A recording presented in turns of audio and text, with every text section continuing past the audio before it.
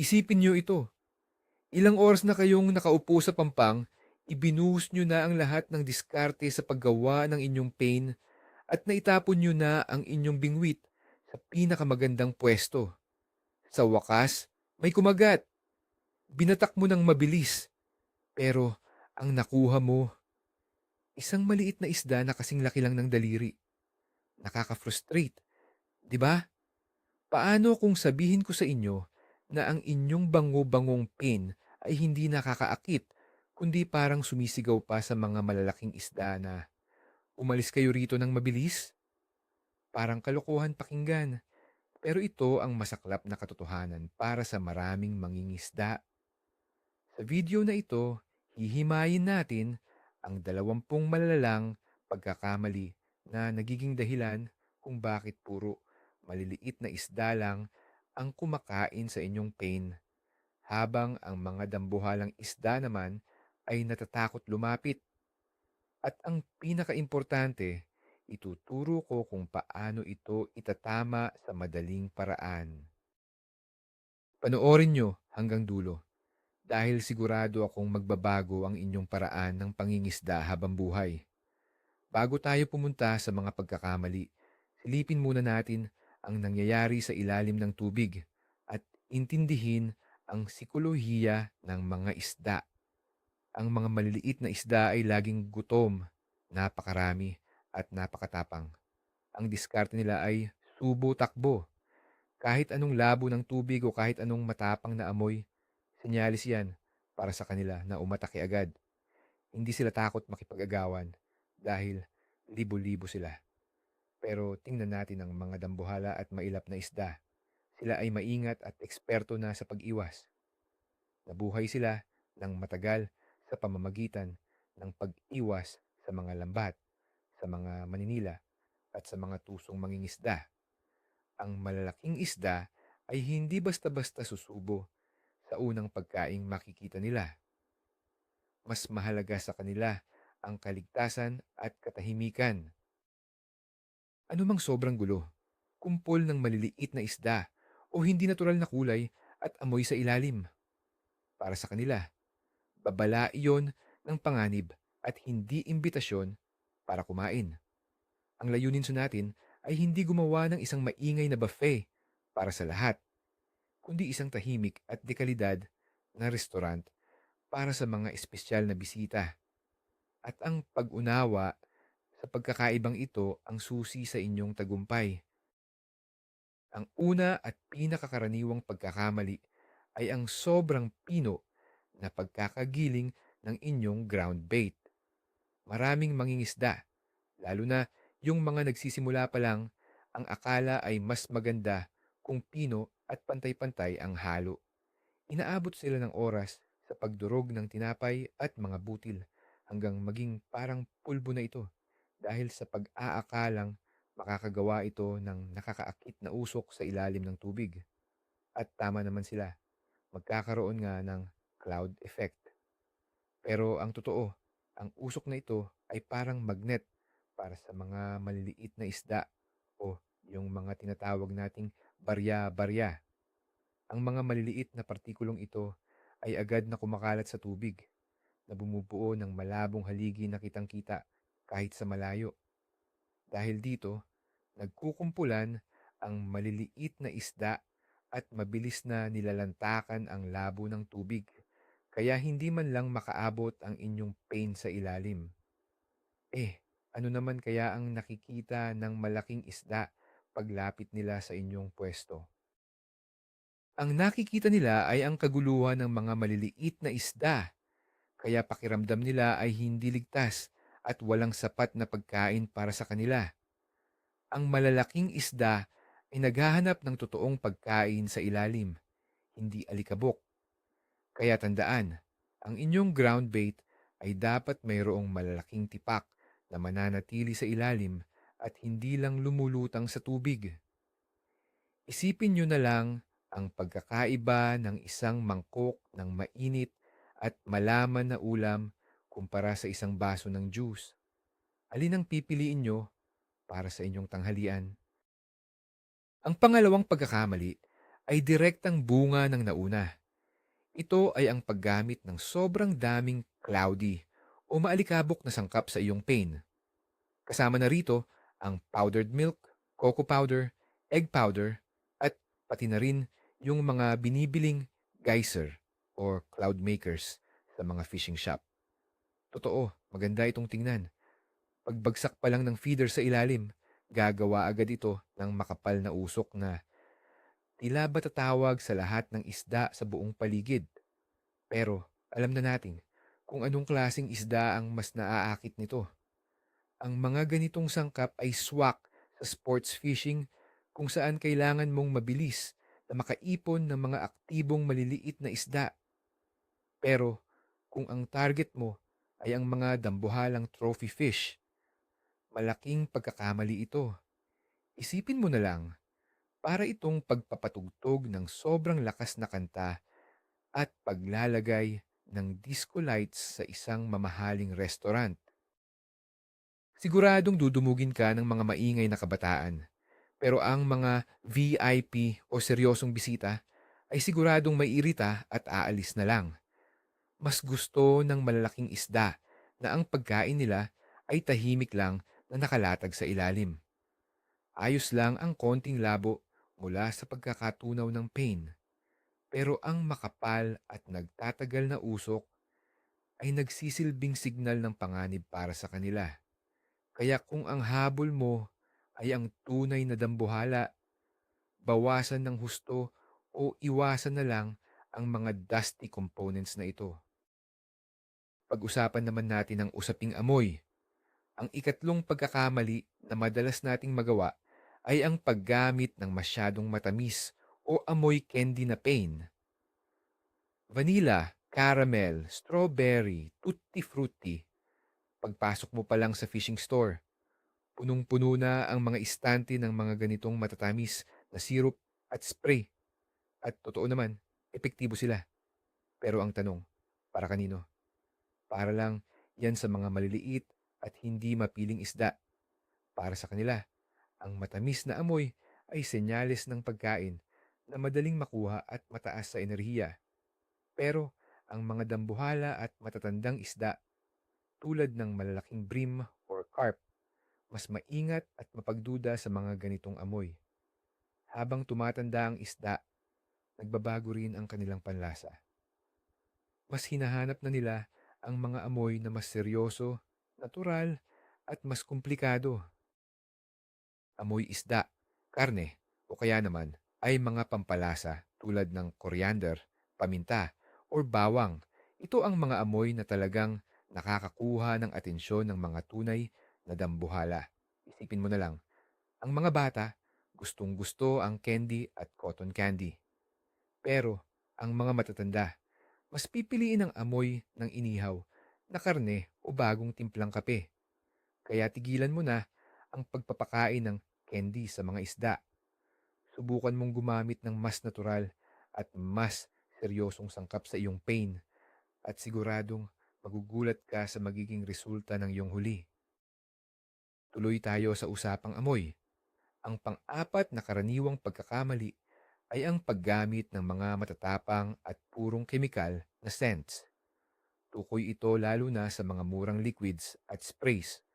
Madalas gumagamit ang mga manufacturer ng matitinding kemikal para lang maging malakas at kapit ang amoy na gusto nating mga tao. Pero ang totoo, ang pang-amoy ng isda ay daan-daan o libu-libong beses na mas sensitibo kaysa sa atin. Ang mabango para sa atin ay parang chemical attack na para sa kanila. Isipin mo na lang na pumasok ka sa isang maliit na kwarto kung saan may nagbasag ng isang buong bote ng murang pabango. Ang unang gagawin mo ay kumaripas ng takbo palabas para makahinga. Ganyan din ang epekto nito sa malalaki at mailap na isda. Ang hindi natural na tapang ng amoy ay hindi nagbibigay ng gana, kundi nagdadala ng takot at hinala. Alam ng isda na walang ganitong amoy sa kalikasan, kaya iisipin nilang isa itong bitag. Mas epektibong gumamit ng mga natural na pampabango gaya ng pinagkuluan ng mga butil, mga natural na langis, extracts mula sa uod o bulate, o kaya ay mga de-kalidad na liquids mula sa mga subok na brand, pero sa maliit na dosis lang. Tandaan ang gintong tuntunin sa pangingisda. Mas okay nang kulang ang pampabango kaysa sa sobra. Ang ikalimang pagkakamali ay ang paggamit ng masyadong pino at pare-parehong sukat ng pain. Kahit pa tinanggal mo na ang mga sobrang pinong pulbos, kung ang pain mo ay puro magkakapareho lang ang laki, halimbawa ay puro breadcrumbs at giniling na mais lang, hindi pa rin ito epektibo. Ang ganitong pain ay mabilis makabusog sa maliliit na isda kaya aalis din sila agad. Higit sa lahat, hindi nito kayang mapanatili ang malalaking isda sa iyong pwesto. Para sa mga dambuhalang isda, ang ganitong klasing lugaw ay hindi nakakaakit. Wala silang mapagpipilian o mahahalukay doon.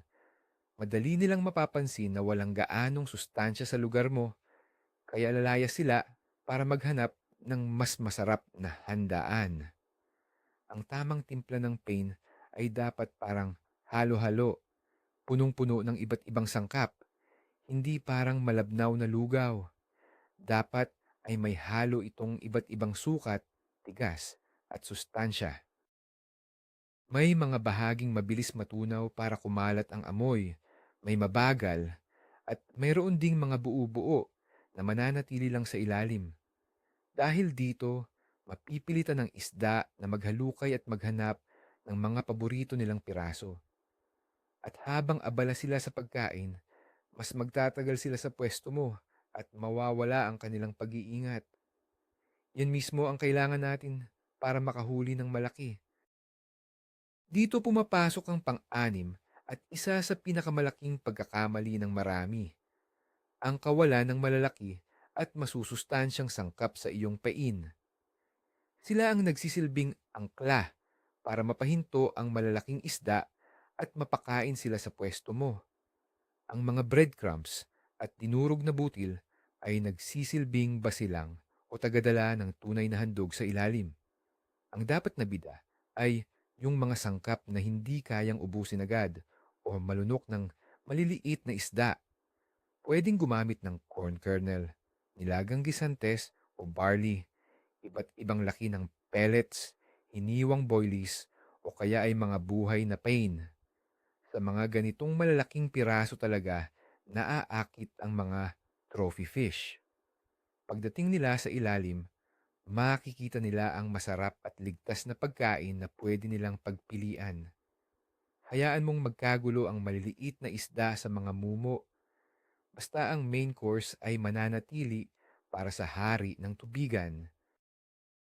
Kapag walang malalaking tipak ang pain mo, kahit pa maakit ng amoy ang malaking isda, lalangoy lang ito palayo dahil wala siyang makitang sulit kainin.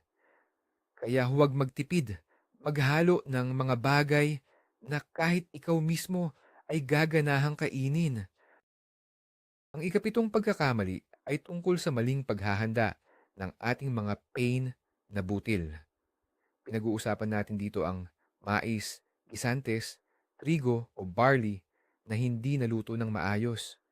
Maraming mangingisda ang dahil sa pagmamadali ay binubuhusan lang ito ng mainit na tubig o kaya naman ay kulang sa tagal ng pagkulo. Dahil dito, ang mga butil ay nananatiling matigas at hindi makain. Ano ang epekto nito? Pagkahagis mo sa tubig, mananatili lang ang mga ito sa ilalim at maglalabas ng kaunting amoy. Lalapit ang isda, susubukang kumain, pero hindi nila ito magagawa. Higit pa rito, kung malunok man nila ang matitigas na butil, maaari silang magkaroon ng problema sa digestion. Sa huli, sa halip na maakit ang isda, gagawa ka lang ng negatibong karanasan para sa kanila. Tatandaan ng isda na ang pagkain sa pwesto mo ay hindi masarap at baka makasama pa sa kanila. Ang tamang luto ng mga butil ay dapat malambot at madaling mapitpit ng iyong mga daliri. Dapat ay handang-handa itong kainin. Hindi lang ito mas nakakaakit sa isda, kundi mas epektibo rin itong sumisipsip ng mga pampabango o additives. Maglaan ng dagdag na oras sa tamang pagpapakulo or pagbababad sa termos. Maniwala ka, mapapansin ng mga isda ang iyong paghahanda at susuklian ka nila ng siguradong kagat sa iyong pain. Ang ikawalong pagkakamali na madalas nating makita, maging sa mga biyasang mangingisda, ay ang hindi paggamit ng mga live components.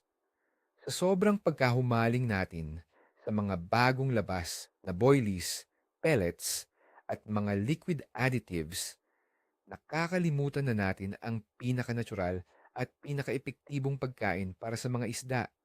Ang tinutukoy ko rito ay ang mga live bloodworms, uod, at tinadtad na bulate. Malaki ang epekto ng paghalo nito sa iyong pain. Una, nagbibigay ito ng napakalakas na signal na may pagkain. Ang amoy at lasa ng sariwang protina ay hindi mapapantayan ng kahit anong artificial na flavor. Pangalawa, nandyan ang paggalaw.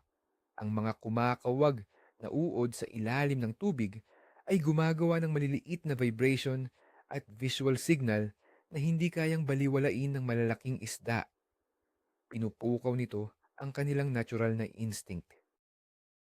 Maaaring mabilis mabusog ang mga maliliit na isda, pero ang mga dambuhalang carp o bream ay siguradong tatambay sa pwesto mo ng ilang oras para lang isa-isahing pulutin ang mga masasarap na uod na yan. Totoo, medyo magastos ito. Pero kung minsan, isang dakot lang ng tinadtad na bulate ang kailangan para makuha mo ang trophy fish na matagal mo nang pinapangarap. Huwag manghinayang sa pagkaing nakasanayan na ng mga isda sa kanilang natural na tirahan. Pang-siyam na pagkakamali. Masyadong active ang galaw ng iyong pain. Napag-usapan na natin ang mga dusting components, pero marami pang paraan para gumalaw ang pain sa kalagitnaan ng tubig. Nariyan ang mga geyser effect, mga pop-up bits o buto ng hemp na paglabas sa feeder ay kusa ng umaangat at humahatak ng iba pang particles pataas. Maganda ang ganitong mechanics kung ang habol mo ay nasa gitna ng tubig, gaya ng mga malilikot na maliliit na isda. Pero kung ang target mo ay malalaki at mailap na isda sa kailaliman, magiging problema ito. Isipin mo na ikaw ay isang malaking isda. Habang payapa kang nanginginain sa ilalim, bigla na lang magkakaroon ng parang fireworks ng mga lumulutang na pagkain sa tapat ng ulo mo. Magulo ito, nakakaaligaga, at nakakaakit ng mga maliliit na isda. Bagay na nagpapakaba sa mga dambuhala. Gusto ng malalaking isda ang tahimik na kapaligiran. Ang hanap nila ay parang isang buffet table na maayos na nakalatag sa sahig ng tubig. Ang pain para sa mga trophy fish ay dapat inert o hindi masyadong gumagalaw. Ibig sabihin, paglapag nito sa ilalim, dapat ay nananatili lang ito doon, dahan-dahang naglalabas ng bango, sa halip na sumabog at kumalat sa kung saan-saan. Ang ikasampung pagkakamali na hindi man lang napapansin ng marami ay ang maling kulay ng pain. Madalas, nakatutok lang tayo sa amoy o sa timpla. Pero ang totoo, napakahalaga rin ng kulay, lalo na kung malinaw ang tubig at mailap ang mga isda. Isipin nyo ito, ang ilalim ng karamihan sa mga katubigan ay madilim, kulay abo, o kaya ay medyo berde, tapos bigla kayong maglalagay ng matingkad na dilaw or pulang tumpok ng pain. Para sa mga isda, lalo na yung malalaki, hindi ito natural at nakakapagduda. Para itong isang malaking warning sign na nagsasabing, mag-ingat, may mali rito. Ang mga pro na mangingisda ay laging tinitiyak na ang kulay ng pain ay tugma sa kulay ng ilalim. Gumagamit sila ng mga pangkulay o kaya naman ay natural na sangkap gaya ng lupa o luwad. Kapag ang madilim na pain ay nasa madilim na ilalim, hindi natatakot ang isda. Pakiramdam nila ay ligtas sila kaya kampante silang kakain. Pwede naman ang matingkad na kulay, pero gamitin nyo lang ito sa mismong kagat o hook bait para mas madaling makita ng isda sa ibabaw ng pakain. Pero ang mismong feeding area nyo ay dapat nakatago hanggat maaari.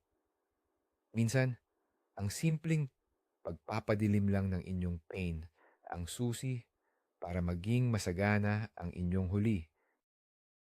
Ang panglabing isang pagkakamali ay may kinalaman sa tamang timpla ng pain, partikular na ang pagiging sobrang basa nito. Akala ng marami, ayos lang na sumobra ng kaunti sa tubig. Pero ang totoo, pwedeng-pwede nitong sirain ang buong pangingisda nyo. Kapag sobrang basa ang ground bait, nagmumukha itong malagkit na parang clay o masilya. Kapag binilog mo ito or inilagay sa feeder, mukha itong perpekto. Pero paglapag sa ilalim, hindi ito gumagana. Nakatambak lang ito na parang bato. Walang lumalabas na aroma o maliliit na pagkain na dapat sana ay nakakaakit sa isda. Maaaring lumalangoy lang ang mga isda sa paligid, pero hindi nila nararamdaman na may pagkain pala doon. Sa pinakamagandang senaryo, baka umuwi na kayo't lahat bago pa ito tuluyang matunaw. Sa pinakamalala naman, baka mapanis lang ito sa ilalim at lalo pang itaboy ang mga isda. Ang tamang timpla dapat ay buhaghag. Kapag piniga mo sa iyong kamay, dapat ay mabubuo ito. Pero sa isang munting diin lang ng daliri, dapat ay madali itong maghiwa-hiwalay. Sa ganitong paraan, makakarating ang pain sa ilalim ng buo at doon ay mabilis itong kakalat para gumawa ng magandang feeding station para sa mga isda. Laging tandaan, dahan-dahan lang sa paglalagay ng tubig, gawin ito ng unti-unti at siguraduhing halong-halo ang inyong mixture. Ang panglabindalawang pagkakamali ay ang kabaligtaran ng nauna, ang kulang sa basa na pain. Hindi ito biro dahil seryosong problema rin ito. Kapag masyadong tuyo ang timpla mo, hindi ito mabubuo ng maayos. Sa oras na ihagis mo ang iyong pamingwit, baka magkawatak-watak na ang pin habang nasa ere pa lang. Kung gumagamit ka naman ng feeder, siguradong tatapon lang ang lahat ng laman nito pagtama sa tubig or habang lumulubog pa lang ang sinker. Ang resulta, hindi ka makakabuo ng isang sentro ng pagkain sa ilalim. Ang pin mo ay tatangayin lang ng agos at kakalat sa malawak na lugar. Oo, makakaakit ka ng mga maliliit na isda mula sa paligid, pero hindi mo sila mapagtitipon sa iisang saktong pwesto. Higit sa lahat, wala kang pag-asang mapanatili ang malalaking isda sa ganyang klasing setup. Ang malalaking isda ay hindi magsasayang ng oras sa pagtuka ng maliliit na mumo na nagkalat sa kung saan-saan. Ang kailangan nila ay parang isang plato ng pagkain, hindi yung mga tirang mumu lang sa malawak na mesa. Kaya naman napakahalaga na makuha ang tamang balanse ng tubig. Ang pain ay dapat sapat ang pagkabasa para umabot ng buo sa ilalim, pero dapat ay madali rin itong humiwalay pagdating sa baba para maging epektibo. Sa practice mo lang talaga ito matututunan, pero isa ito sa pinakamahalagang kasanayan na dapat mong masterin sa pangingisda. Ang panglabintatlong pagkakamali ay madalas nating magawa kapag nangingisda sa malalamig na panahon. Ito ay ang paggamit ng masyadong matapang na aroma sa malamig na tubig. May maling akala kasi na kapag mas malamig ang tubig, dapat mas matapang ang amoy para magising ang mga isda. Pero sa katunayan, kabaligtaran ang dapat nating gawin. Sa malamig na tubig, bumabagal ang metabolismo ng isda, kaya nagiging matumal at sobrang mapili sila. Bagaman, mas mabagal kumalat ang amoy sa malamig na tubig, nananatili namang mas matindi ang konsentrasyon nito. Ang masyadong matapang na amoy ay nagiging parang kemikal na nakakairita sa isda. Hindi ito natural at nakakatakot para sa kanila. Isipin niyo na lang ang amoy ng kagubatan pagkatapos ng ulan, yung banayad at saktong bango lang. Ganyan din dapat ang inyong pain. Pagdating sa malamig na tubig, ang panuntunang mas konti, mas mabuti ay talagang epektibo. Gumamit lang ng mga natural at banayad na amoy o kaya naman ay huwag na itong dagdagan pa ng anumang pampabango. Hayaan na lang ang natural na bango ng mga butil at iba pang sangkap nito. Minsan, ang pinakamabisang pain sa malamig na tubig ay yung halos wala nang maamoy ang ating mga ilong. Ang panglabing-apat na pagkakamali ay ang maling pagtitimpla ng sustansya sa iyong pain or feeding base. Marami sa mga murang halo ay puro fast carbohydrates lang ang laman, gaya ng breadcrumbs, darak, at mga dinurog na biskwit. Totoo, mabilis silang makaakit ng isda dahil sa tamis at bango nito, kaya agad na nagkakagulo ang mga isda sa pwesto mo. Pero may malaking problema. Mabilis nitong nabubusog ang mga isda. Ang maliliit na isda ay agad na nabubundat sa pagkaing ito na mataas sa kalorya pero mababa sa sustansya. Kaya pagkatapos, kumain ay aalis na sila. Ang malalaking isda naman, lalo na sa mga panahon na kailangan nila ng protina para lumaki o mag-imbak ng taba bago ang taglamig, ay walang makikitang halaga sa ganyang klase ng pain. Para manatili ang mga trophy fish sa pwesto mo, dapat ay may sapat na protina ang iyong timpla. Maaari kang maghalo ng dekalidad na fish meal, krill meal, durog na pellets, o kahit powdered milk. Ang mga sangkap na ito ay hindi lang naglalabas ng malakas na signal para lumapit ang mga isda, kundi nagbibigay din ng tunay na sustansya. Kapag naramdaman ng malaking isda na nakahanap siya ng masustansyang pagkain, mas matagal itong mananatili sa pwesto mo. Isipin mo ang iyong pains hindi lang bilang dessert, kundi bilang isang kumpletong tanghalian para sa mga isda. Ang pang-15 pagkakamali ay tungkol sa diskarte ng pagpapakain.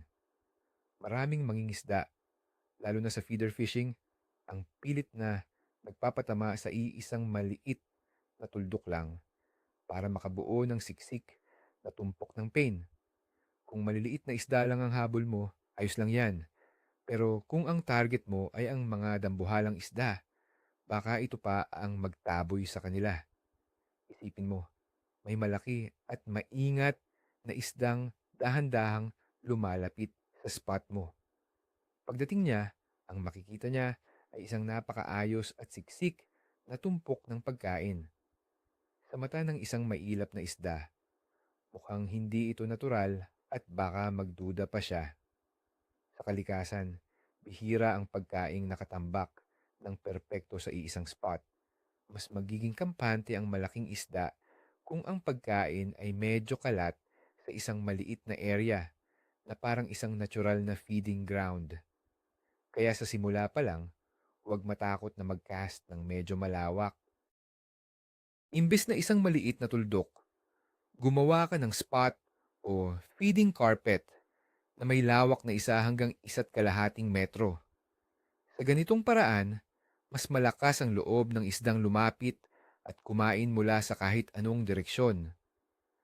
Habang paikot-ikot siya sa inihanda mong feeding table, mas malaki ang tsansa na makita at makagat niya ang iyong pain. Ang ikalabing-anim na pagkakamali ay ang hindi paggamit ng tinatawag nating inert or matigas na base. Minsan, hindi naman natin kailangang gumawa ng malaking ulap o matapang na amoy sa tubig. Ang pangunahing layunin lang natin ay masiguradong makakarating sa ilalim ang ating mga pain gaya ng mais, gisantes, or pellets. Napakahalaga nito, lalo na kung malakas ang agos ng tubig o kung sobrang daming maliliit na isda sa paligid na nanggugulo. Kapag hinalo mo ang malalaking pain sa mga feeds na mabilis kumalat, bago pa man umabot sa ilalim ang iyong feeder, inanod na ng agos ang lahat ng pampagana nito. Ang ending, imbes na malaking isda, puro maliliit lang ang matitipon mo sa paligid. Dito na papasok ang paggamit ng mabigat at simpleng base. Ang pinakamadali at epektibong paraan ay ang paggamit ng ordinaryong lupa o luwad. Kapag hinalo mo rito ang iyong mga pain, garantisadong lulubog ang mga ito hanggang sa pinakasahig. Walang matapang na amoy ang lupa at hindi ito lumilikha ng masyadong kalat sa tubig. Kaya hindi ito dudumugin ng mga maliliit na isda. Pero ang mga dambuhala, kapag napadaan sila sa ilalim, siguradong mapapansin nila ang nagkalat na masasarap na butil. Maaaring kailangan dito ng mahabang pasensya. Pero ito ang pinakamabisang paraan para i-filter ang mga maliliit na isda at makatutok sa tunay na huli. Ang panglabimpitong pagkakamali ay ang maling akala na dapat ay eksaktong kopya ng iyong pakain ang pain na nasa kawil mo. May lohika naman ito. Nasasanay ang mga isda sa partikular na pagkain, kaya kampante silang kumakagat sa pamilyar na bagay. At madalas, epektibo naman ito. Pero paano kung maraming malalaking isda na sa pwesto mo at aktibo silang kumakain, pero wala pa ring kumakagat sa kawil mo? Ibig sabihin niyan, ang pain mo ay nalulunod lang sa libu-libong piraso ng pakain sa paligid.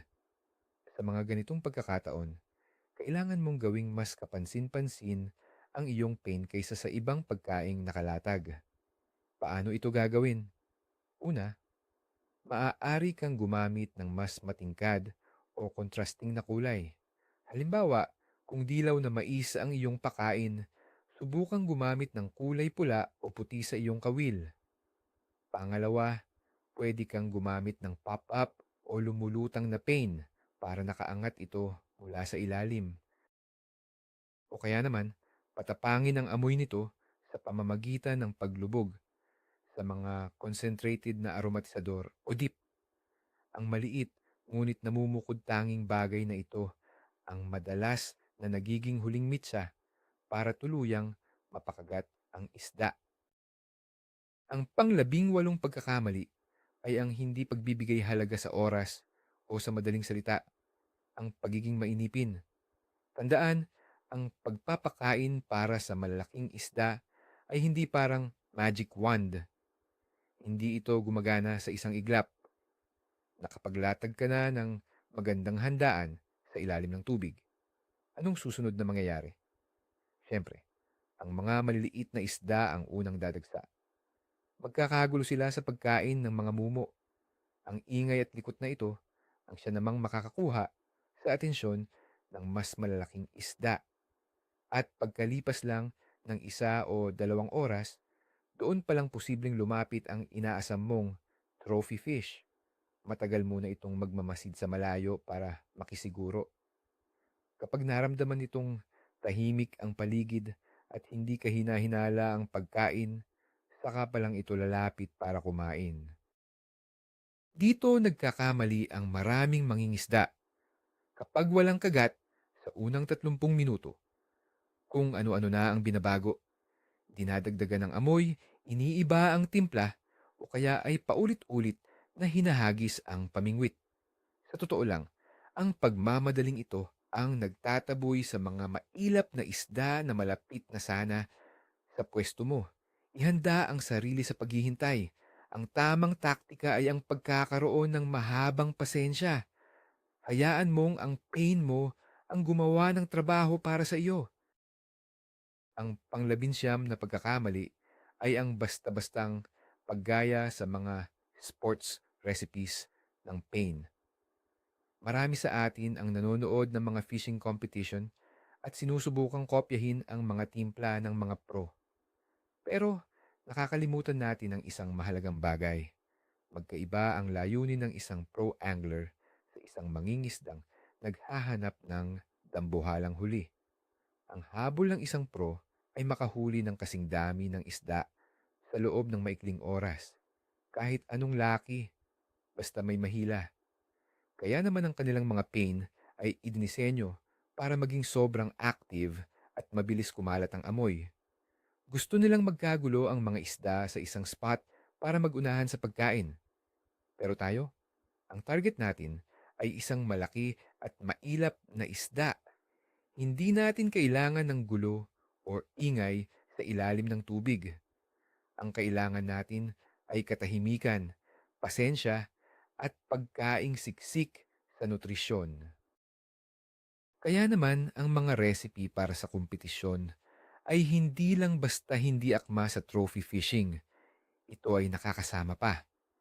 Baliktad ang nagiging epekto nito. Sa halip na malaki ang lumapit, lalo lang nitong inaakit ang mga maliliit na isda na sinusubukan nating iwasan. Pag-aralan ang karanasan ng mga eksperto, pero laging i-adjust ito base sa iyong target. Tandaan, ang paghuli ng dambuhala ay hindi isang sprint. Ito ay isang marathon. At sa huli, ang pang-20 at pinakamalaking pagkakamali sa lahat ay ang takot na sumubok ng bago. Tandaan ninyo, walang magic recipe sa paggawa ng pain na gagana kahit saan at kahit kailan. Magkakaiba ang bawat anyo ng tubig. Sa isang lawa, maaaring mas gusto ng mga isda ang amoy ng strawberry. Pero sa iba, baka bawang naman ang hanap nila.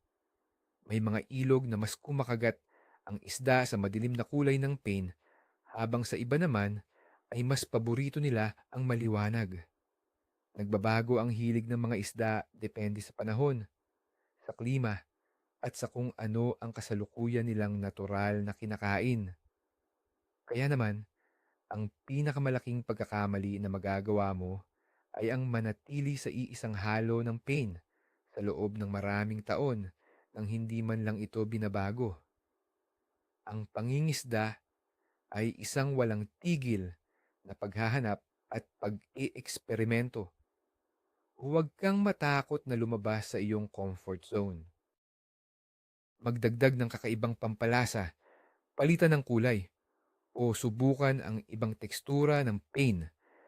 Pag-aralan mo ang iyong mga resulta. Ano ang naging epektibo ngayon? At ano naman ang gumana noong nakaraang linggo? Mainam na maglista ka ng iyong mga obserbasyon sa isang diary. Ang mangingisdang laging handang matuto at hindi nakakahon sa lumang paraan ang siyang palaging nakakakuha ng malalaking huli. Ang pinakamabisang pain ay ang sarili mong gawa, yung hinulma ng sarili mong karanasan at mga pagkakamali para mismo sa lugar kung saan ka nangingisda. Ano nga ba ang ibig sabihin nito? Sa tagal nating gumagastos sa mga mamahaling flavor at active components, baka tayo pa mismo ang nagtataboy sa isdang pangarap nating mahuli. Tama ang narinig nyo. Nalaman natin na ang sikreto sa paghuli ng mga trophy fish ay hindi nakukuha sa sobrang tapang na amoy o makulay na ulap sa tubig. Ang malalaking isda ay hindi nadadaan sa kung ano ang mas marami o mas matamis. Ang kailangan dito ay mas matalinong diskarte bilang paglalagom para ang penyo ay maging magnet ng mga dambuhala at hindi lang ng mga maliliit na isda. Tandaan ito, unahin ng malalaking butil o large particles. Gumamit ng natural at katamtamang amoy. Siguraduhin ang timpla ay nakalatag lang sa ilalim. Itugma ang kulay nito sa mismong sahig ng tubig. At ang pinakaimportante, habaan ng pasensya. Ang layo ninyo ay maglatag ng isang masagana, ligtas, at masustansyang piging sa ilalim na tanging ang pinakamalaki at pinakamatalinong isda lang ang makaka-appreciate. Salamat sa pagtapos ng videong ito. Kung may natutunan kayong bago at kapakipakinabang, huwag kalimutang i-like at mag-subscribe sa ating channel para hindi nyo mapalampas ang mga susunod nating fishing secrets. Ngayon, may tanong ako sa inyo. Ano ang pinakamalaking pagkakamali nyo sa paggawa ng pain noon? O baka naman may secret ingredient kayo para makahuli ng dambuhala? I-comment nyo lang sa ibaba dahil siguradong magiging kawili-wili ang ating talakayan.